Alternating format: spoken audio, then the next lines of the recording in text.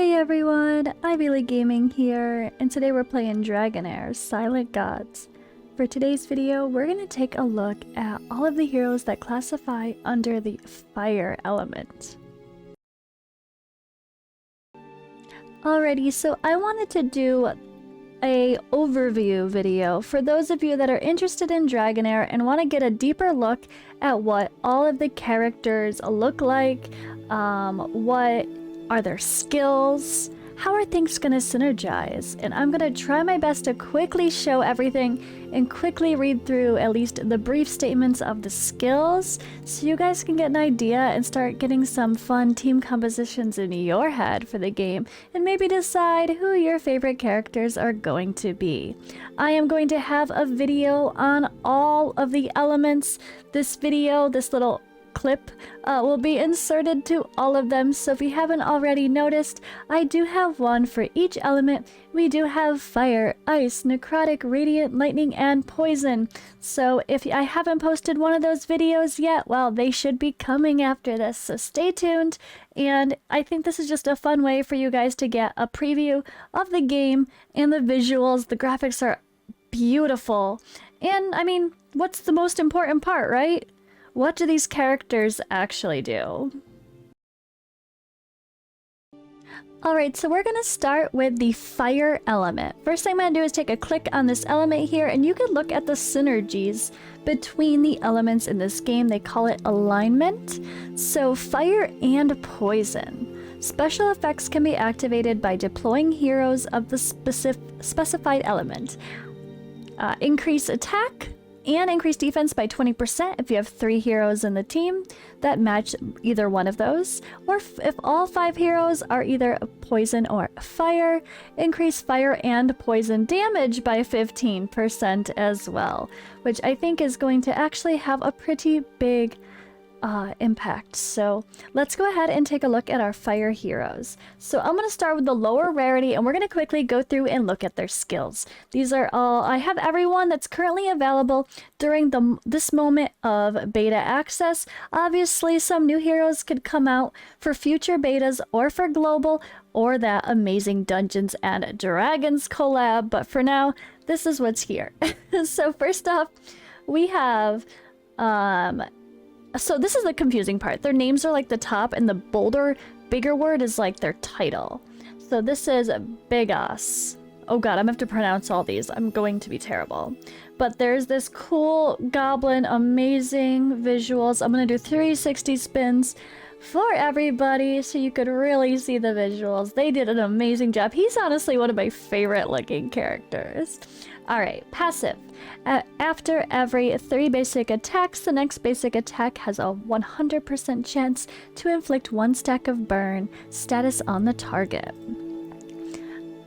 His battle skill throws 3 flammable bottles to deal fire damage to enemies within range with a 50% chance to inflict 1 stack of burn status on them. And his ultimate, Blasting Potion, throws 5 flammable bottles, each dealing fire damage to enemies within range, with a 40% chance to inflict 1 stack of burn status on them. After throwing bottles, it has a 100% chance to grant Attack Up level 1 status to all allies for 10 seconds. And they do have improvements that unlock at different ascensions here, which is at rank 2, and that is an increase of stats with an attack up level 2 instead. So that is him. Burn deals area damage every 6 seconds up to 10 stacks. Now, what is the burn damage specifically based on? That's something I still need to find out. It says just does damage every 6 seconds. What's that damage? Is it a flat number? Is it based on the enemy? Is it based on your attack? I actually don't know.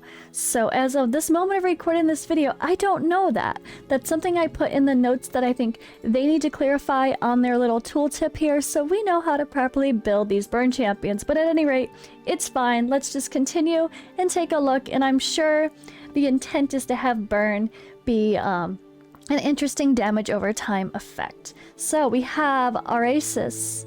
He's pretty freaking cool as well. I mean, all of these characters look gorgeous, but he's definitely a lizard folk. I like it. Very beautiful graphics, as always. Alright, so he does have an aura. Increases all allies' attack by 20% in all dungeon battles. His passive skill. Basic attacks have a 50% chance of inflicting 1 stack of burn status on the target. His battle skill gains fire shell status for 5 seconds. Fire shell deals fire damage to surrounding enemies every second. And fire shell reduces physical damage taken by 25%. Gains his ultimate, Flaming Domain. Gains attack up status for 10 seconds and then deals fire damage to enemies within range. If the targets are under burn status, deals additional fire damage to them for each stack of burn status. This skill will consume all burn status on the targets and has a 30% chance to deal critical damage. Will consume all of them. So is it like a burn explosion? Interesting. And so attack 1 is an increase attack by 25%, by the way. Quick note there. Alright, next character. We have Netta. Ghostwise Warrior. Super cute. Love her aesthetic. Alright. Again, we're looking at the rares, the lowest rarity first. I think that's the lowest technically. Let's see. Actually, no, there are a few commons, but there are no fire at the moment in the common section. Alright, she has a passive, increases the hero's wild success rate to 60%.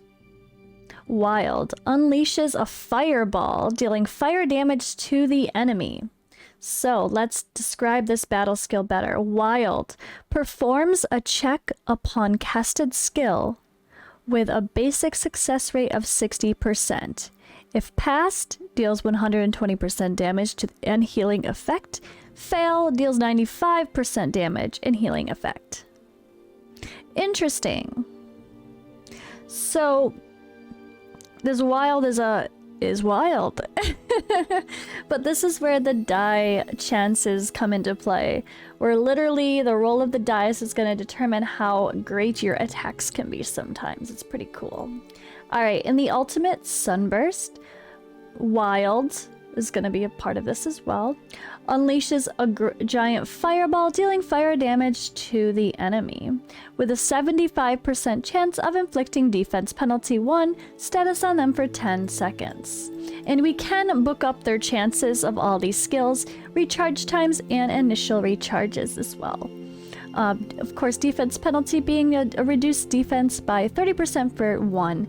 For 2, it's higher, of course. But these do improve based on leveling, or sorry, improved ranking, which is, yeah, part of the leveling and ascension sort of in this game. All right, we have Livia. She is a lovely sword carrier, lovely warrior, Forestian. Yeah. Words are hard. Alright, play it safe. Her passive. As the battle starts, gains a hero 20% max HP shield that lasts for 10 seconds. Her battle skill, Breaking Free, unleashes a tornado slash, dealing fire damage twice to surrounding enemies, and hero gains defense up status of 5 seconds for 5 seconds. It does go up to defense 2 when you ascend and level up the hero. There is increased damage with the books. And then the ultimate, Clearing the Path, fire damage to enemies within range and dispels 1 buff from each of them. Then successfully dispels an enemy buff and has a 75% chance to inflict the enemy with buff prohibition status for 5 seconds. Buff prohibition, unable to gain buffs. A block buffs buff. I will probably compare to a lot of raid terms because that's where I came from, and I think that's where most of my audience will have a familiarity. Maybe some infinite magic raid as well, but yeah. Alright, here we go. Debok. Oh, he looks cool. I love the orcs in this game. They look amazing. Gorgeous gorgeous graphics for the orcs in this game. They look so badass. Alright, Tribal Warrior. Passive, Rushed Rescue. Reduces the hero's recharge time by 20% when allies are under control. Battle skill, Blinding Flare, deals fire damage to the enemy with a 50% chance of inflicting stun status for 5 seconds. It's a single target.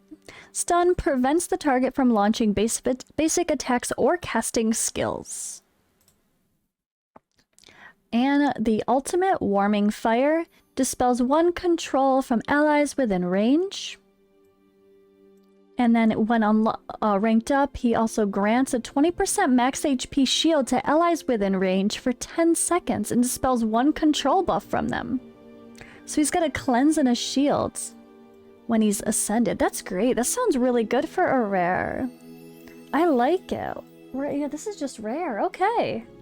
Sounds pretty solid support, honestly. I really like that the rares sound very usable in this game. The only difference is, which I'll show you, is you can't like empower them, which I'll show you what I mean.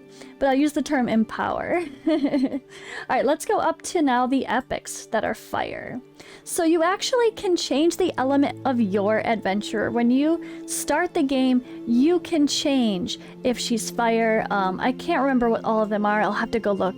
But yeah, fire I think is the default, but you can actually change their skills. So when she's fire, gains attack up status for 15 seconds as the battle starts. Okay, attack up 2 is an increased attack of 50%. Very nice. And when ascended, at the start of the battle grants attack up status to all allies for 15 seconds. Ooh, I love it. Nice passive, just immediately grants out attack up for everybody. Love it. It's a great passive. Alright, battle skill, Holy Fire Smite. Fires 3 rays, each dealing fire damage to the enemy. Simple enough. 3-hitter. Basic skill. And an ultimate deals fire damage to enemies within range with a 100% chance of inflicting vulnerability status for 10 seconds. That's a nice AoE damage there, not giant range. It looks like a 9 cube range there. Vulnerability increases damage taken by 30%. So this would be like a weakened debuff from raid. But yeah, you can change the element of your adventurer. So I will take a look at her other elements and show off the skills are different for sake of the future videos. Alright, we also have Horus Blazehammer. He is our little mascot from our video. He's Gimli, let's be honest, right? Let's take a look at his skills. Alright, Indomitable. Passive skill. When taking damage, gains 30% chance of obtaining a 10% max HP shield. Protects himself. Hammer of Fortitude, his battle skill.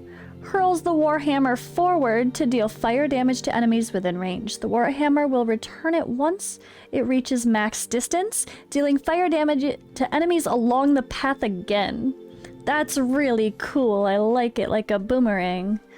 Alright, hero gains a defense up status for 5 seconds. And if you look here, you can actually see damage bonus based on defense. So it does seem like his damage is based on his defense as well, and he's going to grant himself an increased defense. So he sounds like a pretty great tanky melee character as an epic and easily obtainable. Alright, then we have Guardian Shield Ultimate. Unleashes a battle cry forward with a 100% chance to taunt the enemies within range for 2 seconds and deals fire damage while the hero gains damage reduction status for 10 seconds. So taunt launches a basic attack on the spellcaster automatically, so they can only use their basic attack if they are taunted. And it goes to the person who cast that skill. So it's definitely similar to some of the games we've played. Alright. Reduced damage taken by 30%. So it's cool. Taunt is like taunt and provoke in one skill, right? I kind of think that would be the best way to put it. Because you can only use a basic attack. You can't use your battle skill or your ultimate. That's like... So taunt is like taunt and provoke in one from raid. Alright, damage reduction reduces damage taken by 30%. Alright, sounds really solid. I've started using him already. He was fun. But let's move on. We have are very similar to our rare orc. We have the epic version. This is Zarox. Very, very cool. Love the goblins in this game. I said orc, didn't I? Goblin. I love the goblins in this game. I think they're gorgeous. They did so good with the graphics for them. Alright. Passive. When the hero and summon units are attacking enemies under burn status, it has a 50% chance of inflicting defense penalty status 2 on them for 5 seconds. Hell yeah, burn team with a decreased defense passive. I love it. When the hero and summon units are attacking enemies under burn status, 75% chance of inflicting defense penalty 2 on them. So it goes up from 50 to 75% when they are ranked up. Arcane Grenade is the battle skill. Throws an explosive grenade, dealing fire damage to enemies within range, with a 100% chance to inflict 1 stack of burn status on them for 6 seconds. And our ultimate summons a self-made turret from the targeted location. The turret lasts for 20 seconds. This does fire damage to enemies within range and inflicts 1 stack of burn on them. So of course, as you'd expect, like a cannon, it's gonna fire in a straight line. Love it. Super cool. Great character. Alright, and we have a heretic here, Dane. This is Dane the Heretic. Very cool. Nice graphics, as all of them are. Beautiful lighting. Alright. We have a passive at your weakest. When skill deals damage to enemies of less than 50% HP, reduces the hero's recharge time by 10%. So it's reduces time by 15% when ranked up. There might be some new terms. Keep in mind, this is not a turn-based game. This is really fun because it's more like Eternal Evolution for those of you that have played that as far as the battle goes, but really more like Higa Naruto if you guys have played any anime games. As far as the way the battles are set up, it is like you have a you don't get to take a turn. You're always attacking with a basic attack, and then you have your battle skill that comes back around every time it recharges, and you have your ultimate, which you can choose to do manually or not as well. But yeah, keep in mind, guys, this is not a turn-based game. Alright, level 1, yours, mine! Ultimate. Oh, level 1, sorry, ignore that. Dispels all buffs from all enemies within range, dealing fire damage with a 100% chance to inflict attack penalty 2 status for 10 seconds. For enemies with HP below 50%, it steals all buffs instead. So instead of decrease attack by 50%, it'll steal all their buffs if they're below 50%. So if they have something that have put on them to help fully keep them alive, well, that's gonna undo that. We have Lille. I don't know, honestly. It's a guy, yeah, and I don't know. Anyway, we have this epic here. I need to show you. We have an attack aura. Increases all allies' attack by 20% in all battles. Fire Frenzy. Gains attack up based on the number of enemies under burn status. That's the passive. And then our battle skill. This one's fun. I like the bouncing. Alright, cast a bouncing fireball that deals fire damage to targets hit and has a 100% chance to inflict burn status and a 100% chance to inflict defense penalty, decreased defense, status for 5 seconds. The fireball bounces up to 6 times. The skill prioritizes enemies that are not affected by burn status. I like it. Oof, I like it. So you can definitely have some good synergy with this guy and some of the others where if he's placing the burn first, then the other guy's like doing damage and dispelling the burns. I think that's gonna go pretty well together. He's an epic here. Yep, purple. Pretty interesting. He is our Karma from Eternal Evolution, or our female Ignis from Bloodline Heroes of Lethas. There's always got to be a bouncing fireball that hits randomly, but his has a little bit more intent. Alright, Fire Booster Ultimate. Deals fire damage to enemies within range. If the enemies are inflicted by burn status, this will trigger an additional burn effect. Ooh, okay. That's pretty cool. I like this kit. This is really interesting. Really cool character. Alright, cool. Let's go on to our legendaries. Alright, we have Garrica, Fire of Dragonblood. So she has an aura, Precious Aura, Precision Aura. Increases all accuracy by 50 in all battles. All allies, sorry. all allies' accuracy by 50 in all battles. Passive, Gift of the God of War. When an enemy gains a buff, reduces the hero's recharge time by 10%. When the hero inflicts a debuff on an enemy, increases the target's recharge time by 10%. So that's where you're going to see your speed manipulation in this game. So recharge times are going to be huge. Anything about affecting that is going to be important. Just like you'll see here, skill haste. That also is going to affect how often we can come back to our skills.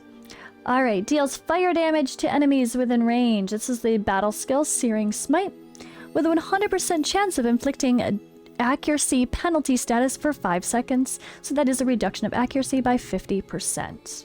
And then the ultimate grants accuracy up status to all allies for 10 seconds, deals fire damage to enemies within range, and dispels one buff from each of them. When successfully dispelling an enemy's buff, has a 100% chance to inflict the enemy with buff prohibition status for 10 seconds. Oh, I love it. So she's gonna steal your buffs, then block them. I love it. Alright, great. Let's go on. We have Eric Bighorn. Wait, did I spin Garrica around? She's gorgeous. I have to make sure we give her a proper spin. Yes, we do. Beautiful character. Alright. Eric... He's adorable. I love it. Such a little badass. Look at that. I love the way they did kind of the dwarfs of this game. Alright, attack aura. Increases all allies' attack by 30% in all battles. And then passive skill, Fortune Sense, increases the hero's wild success rate by 10% every time an ally launches a successful wild, stacking up to 8 times. Whenever the hero launches a successful wild, the skill deals damage twice. And we have Pillar of Flame, battle skill, has wild, and summons a pillar under the enemy, dealing fire damage, gains attack up to for 5 seconds. And our ultimate with wild as well, summons 5 meteorites to strike the designated area, dealing fire damage to random enemies within range. That sounds fun. Armageddon, let's go. Alright. And we have Flora, Crimson Iris. This is Hazonia's sister. Infinite Magic Grade reference. Alright. Crit rate aura increases all allies' crit rate by 20% in dungeon battles. Ooh, I like it. Hopefully she is a dungeon queen then, because we want her to help make all the rest of our builds be easier. Keep in mind, guys, because this is not a turn-based game, there are constant attacks happening. You are not going to build people with 100% crit rate. Don't think of this like raid in that sense. Think of it as you're going to actually lose out on other stats if you go too heavy on the crit rate. You're going to probably be aiming more for, like we do in Eternal Evolution, like 60-70%. Alright, and we have Pact Servant, passive skill. Every time an ally successfully enters wild, the familiar will automatically unleash its battle skill on the current ally's target once. And Flaming Spear is her battle skill with wild. The familiar unleashes 2 fireballs at the enemy, dealing fire damage.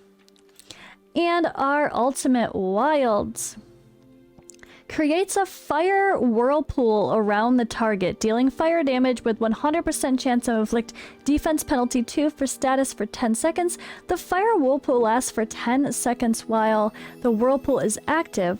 Oh, said the same thing like... Oh, never mind. While the whirlpool is active, the target takes additional fire damage from the skills. Okay, pretty cool. So this is her Pact Servant. The Familiar. The Familiar. I guess that's what they're calling their little dragon? Maybe. Alright, let's go. What's next? We have Chrysos. AKA Golden Krisk. Kind of. Okay. Accuracy Aura increases all allies' accuracy by 50 in all battles. We have a passive here, Sunfire's Blessing. When the hero's shield is depleted or vanished, for 50% of the shield points consumed will be turned into healing. Okay. Interesting. Bonus heal. Alright, we have Holy Fire Smite. Unleashes 3 random attacks that deal fire damage to enemies within range, and grants a 15% target max HP shield to the ally with the lowest HP for 5 seconds. Might of God. Ultimate. Dispels all enemies' shields and deals fire damage to them. A 100% chance to inflict attack penalty 2 status for 10 seconds on enemies whose shields have gotten dispelled. And grants 25% targets max HP shields for 10 seconds to all allies. Ooh, interesting. I like that. Might of God. Alright, he sounds fun. Very good. Alright, let's go on to Felicity. So her candles are busted. I think that's a little bit of a bug that I'm sure they'll fix, and there will be proper flames on those candles, but she is beautiful. She is one of the bosses too in this game, and I love the visuals they have for her. Really pretty character. Alright. Attack Aura increases all allies attacked by 30% in dungeon battles. Passive Burning Blood. When a basic attack or battle skill deals critical damage, it reduces the hero's recharge time by 10%. Ooh. So she's a feisty little damage dealer, isn't she? That's awesome. So reduced recharge time. Okay, it does explain that. Increases recharging speed of ultimate. So the reduced recharge time affects our ultimate. That's kind of what I thought, but I didn't describe it well. But it does. So the battle skills do have recharge times as well. But I guess the reduction of skills is only affecting the ultimates, I'm assuming, because it says it that way. If that's different, hopefully they will fix that. If you're watching Dragonheir stuff, increases the recharge speed of ultimates. If this is and battle skills, make sure you add that in. Alright, Blast, battle skill. Alright, fires a fireball to deal fire damage to the enemy. This skill will be cast again upon each successful wilds, up to a maximum of 5 times. And just another reminder, Wild performs a check upon a casted skill with a basic success rate of 60%. If passed, deals 120% damage and healing effect. Super confusing when it says it deals damage and healing effect. Does it just mean it? That's like, I really have to see this in action more because it doesn't sound logical. How does it deal damage and heal at the same time? I think it means it heals your people while it hurts the other people, unless it's like a reduction healing effect. But yeah, it's a little bit confusing, so we have lots to learn still. Alright, Fury Feather Ultimate. Fires a Scorching Ray, which deals multi-hit fire damage to the enemy and has a 100% chance of inflicting defense penalties 2 status for 10 seconds. So this is a single target decreased defense, but it's a multi-hitter. It says multi-hit, but it doesn't say how many hits. That's a bit weird. So how many hits is it? Is it 2? Is it 3? Is it 4? Is it 5? We don't know. Alright, and last but not least for our fire category, we have Asatius. Wait, Asatius? Asatius? Asatius? Asatius. Asatius. Alright, fire control passive. Basic attacks will hit the target and 2 adjacent enemies with a 30% chance to inflict vulnerability status for 5 seconds. When upgraded, it will also, basic attacks deal damage to enemies under burn status. The hero's recharge time will be reduced by 5%. And battle skill Wrath of Lava whips its tail at enemies within range, dealing fire damage, with a 100% chance of inflicting 3 stacks of burn status for 6 seconds. And we have Incineration, a massive ultimate here. Ooh, I like it. Dispels all enemies' burn status. Flies into the air, then crashes to the ground, dealing fire damage to all enemies. Deals fire damage to targets and nearby enemies with their burn status dispelled by the skill. So, if he's removing their burn debuff, then is he doing extra damage based on that debuff? Or is he just, if everyone is under burn, he's gonna, I think it's just, if everyone is under burn, he's gonna hit everyone. If only one person's under burn, he's only gonna hit that one person. But you lose the burn status. It's a little bit quirky, I guess. that's another one I'll have to play with. But yeah, that's all for the fire category. I tried to be quick, but the video is still pretty long. I'm gonna go through and do all of the others as well. So hopefully these should be posted in order. I think maybe spaced out with other videos for other games mixed in between. But at the very least, you guys can get a mix. Please keep in mind that I am posting this now as of April 2023, which is during one of the closed access phases for content creators to play the game. Of course, all of these skills, appearances, all the things are subject to change when the characters go live for global launch, but at least this gives you a good idea of what's in here, and you can start taking a deeper look into this game. Make sure you've pre-registered if you haven't already. I do have a link in the description, of course, for pre-registration. That's all for now. I'll see you in the next video.